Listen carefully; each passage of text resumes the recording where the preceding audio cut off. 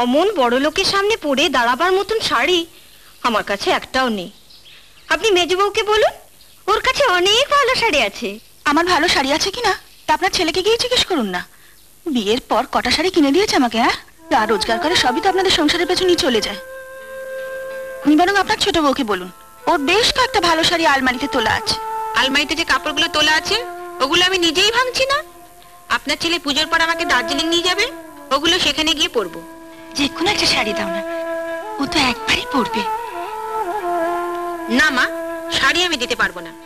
আর তাছাড়া আপনাদের বাবলু তো মিনুকে দেখতে আসছে, শাড়ি দেখতে তো আসছে না। তাই বলে বাড়িতে 3 বউ থাকতে ও রংছাটা পুরনো শাড়ি পরবে? হ্যাঁ, আমার যা আছে আমি তাই পরব। বাড়ির একটা কাজের মেয়ের শাড়ি এর থেকে যে ভালো হয় না সেটা তোমাদের ইন্দ্রলীল বাবুর খুব ভালো করে জানা আছে। বাবার উপর চড়ছিস কেন? তোর বাবা কি চাইবে না যে বাবলু তোকে পছন্দ করুক? চড়ছি তোমায় কে বললে? আমার তো অবাক লাগে, দাদাদের অত কথা শোনার পরও তোমরা আমার জন্য পাত্র জোগাড় করতে ছুটলে। পাত্র জোগাড় হলেই বিয়ে হয় না, বিয়ে দিতে গেলে টাকা লাগে। আর অতগুলো টাকা বাবা। এর ব্যাপারে এখন আমি তোমায় কি করে গ্যারান্টি দিব?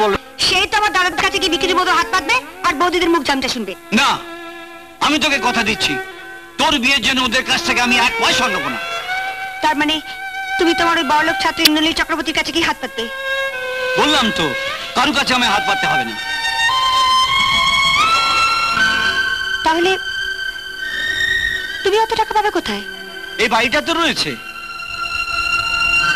এই বাড়িটা তো আর আমার ছেলেদের সম্পত্তি নয়। কি গো, এই বাড়িটা আমাদের। এ বাড়ি বেচে আমি তোর বিয়ে দেবো। বাড়ি বেচে?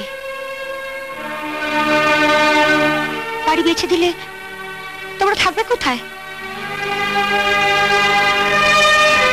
তোর সিঁথিতে সিঁদুর উঠলে আমরা বুড়ো বুড়ি আমাদের ব্যবস্থা ঠিক করে নেব।